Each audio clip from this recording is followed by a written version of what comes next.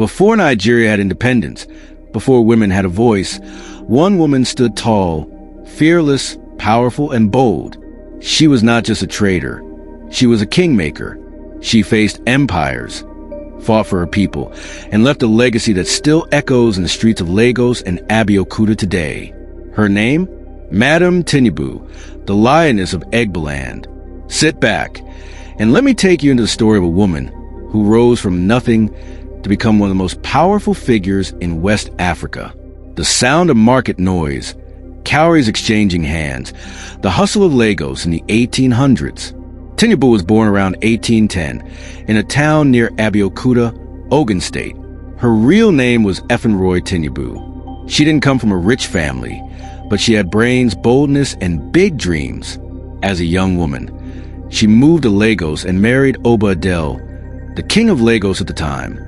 That marriage changed her life. She began trading palm oil, salt, tobacco, and firearms. Tinubu was smart. She knew how to negotiate, how to win people's trust, and how to build alliances.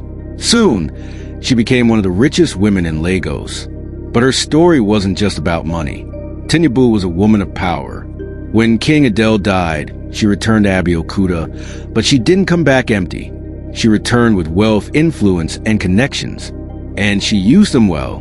Back in Abeokuta, she sponsored warriors, protected her community, and helped decide who would become the next kings in both Lagos and Abeokuta. She didn't just sell goods. She sold courage. She bought respect. Then came trouble. The British colonial forces wanted to take control. They wanted to stop the arms trade. They wanted power. But there was a woman in their way, Madam Tinubu. She refused to let the British control her or her people. She told them, "I fear no man born of a woman." When the British tried to weaken her, she resisted. She told her warriors to protect Abeokuta. She stood strong when many men were silent.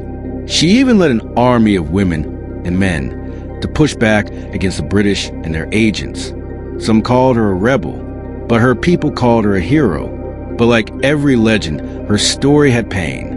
Some people, even from her own land, became jealous. They said she was too powerful, too rich, too bold for a woman. She was banished from Abeokuta for a while.